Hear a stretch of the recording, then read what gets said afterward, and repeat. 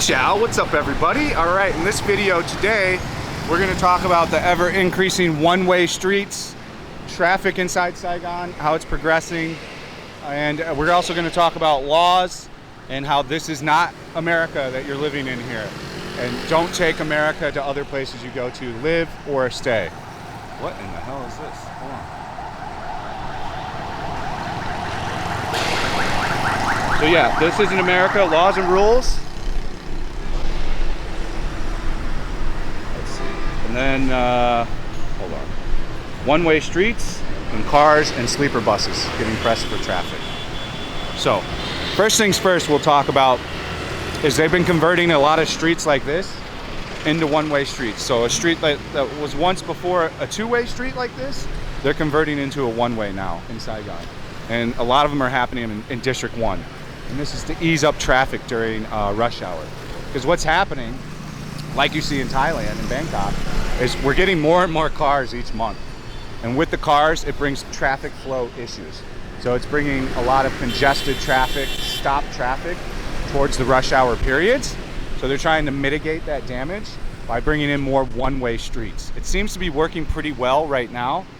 Traffic has been a little lighter since they made, I don't know the exact streets, but there's a couple streets they made into a one-way around here over the past few weeks. The other big thing that they're doing is they're gonna be getting rid of all sleeper buses on the streets during operating hours. So I think it's 6 a.m. to, what was it? 6 a.m. to 6 p.m. or 8 p.m. No sleeper buses at all allowed on the main roads. So like, you know, there's a big problem on these streets at night, like around 5, is a sleeper bus will come here and it'll park on the side and just block all this shit, like block traffic even more. So what they're doing is they're passing a thing to pretty much ban all these sleeper buses from hanging out and chilling during the day. Now, is that going to make it more difficult to catch a sleeper bus? No. They've just got to go to like one area, etc., etc., etc. But they're trying to mitigate the traffic damages. What's up, dude? Mitigate the traffic damages that happen from all these cars coming. Like, you know, it's becoming a problem here. Most likely a subscriber. If that was you on the motorbike that said hello, make sure you say hi in the comment section. So I know that was you. Thank you for the wave. I'm guessing that's why you were waving at me. I don't see any. I'm the big fat guy with the camera, so kind of hard to miss. So yeah, the other thing I want to talk about, which seems to be a kind of common thing, is like, for like dudes that have really only been in America or wherever their country is and never really gone somewhere else, they kind of tend to get culture shocked or shell shocked when they move here, because they don't understand how a lot of things work and they want it to work how it would work back in their country, which is super weird, and that's just not going to happen here. So like, anything you know about living in Western society and the rules that we play by simply are not observed here in the manner that we observe them. Like, you can't throw a temper tantrum and fucking call a cop here. Like, they're not going to come. Like, it's just not going to happen. Karens, you don't see Karens here. No one's going to pull some Karen bullshit here, because you'll just get punched in the face here if you try to pull that shit. Like, while Vietnam's great, shit, don't piss off a Vietnamese. They're quick to fight, man. Because you don't have really repercussions here for getting in a fight. You're not going to go to jail. You're not going to go to prison. So they'll throw hands pretty quick if you get them pushed and you get them pissed off. So, I mean, this is not America. You're not in America. You're not in Australia. Like, if you want to import something in, they're going to charge you fees, man. They're going to, so like, say you buy clothes somewhere or buy a new whatever laptop and send it in. Unless you go through the right people, if you just try to send it yourself, they're going to charge you fees all over, man. Like, you've got to understand that this is Vietnam. There's going to be extras charged on everything. Things are just going to be different. You know, there's a lot of rules here, but you can get around all the rules here if you've got some money. It's super weird. Like, it's not something you would ever expect coming from where we come from in Western societies. Like, one really big example, I would say, is like driving.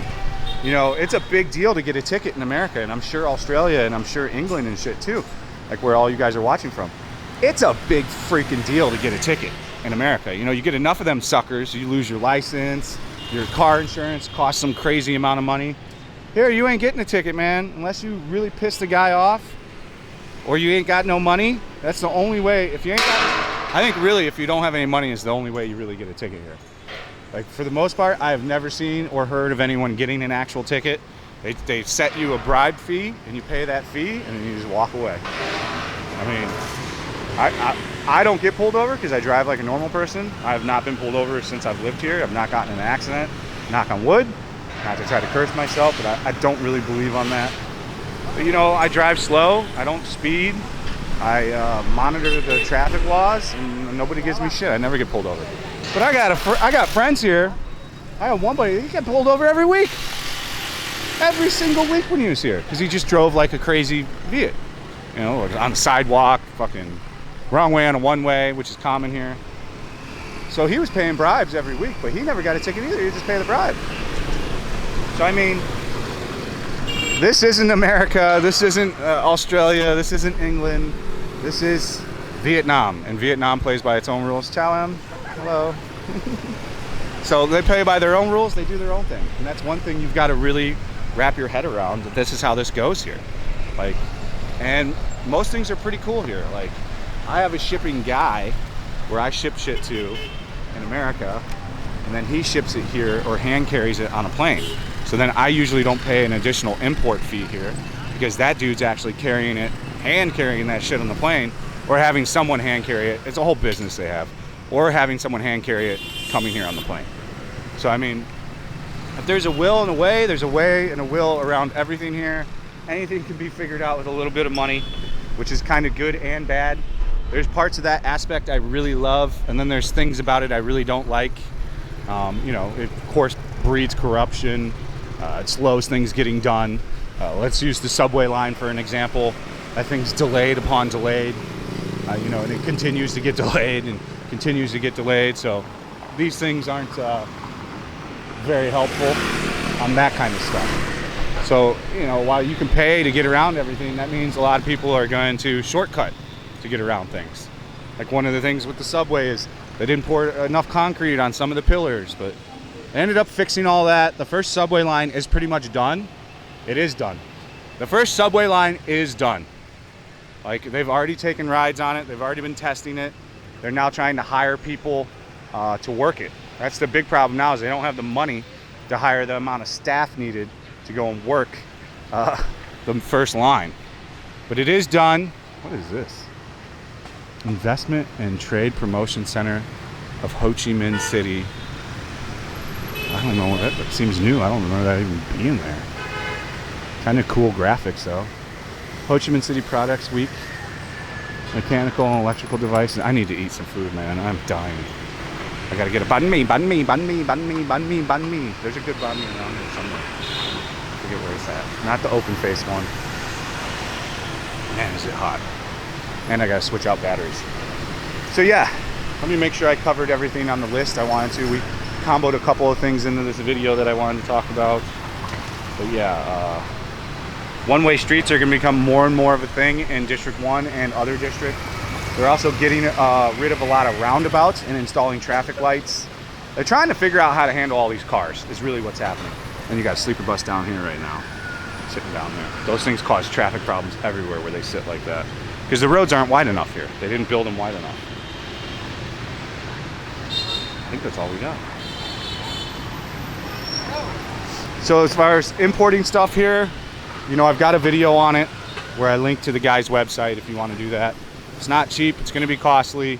You're in a different country, they've got weird rules for that shit. That's kind of how a lot of countries work, to be honest with you, with the importing, exporting, so it is what it is. I hope this was helpful. If it was, come on a tour with me, sign up for the Patreon, or come over to the Kick and watch me live stream on kick.com/fatandbro. As ever, stay frosty, have a fantastic day. We'll see you on the next one. Peace out.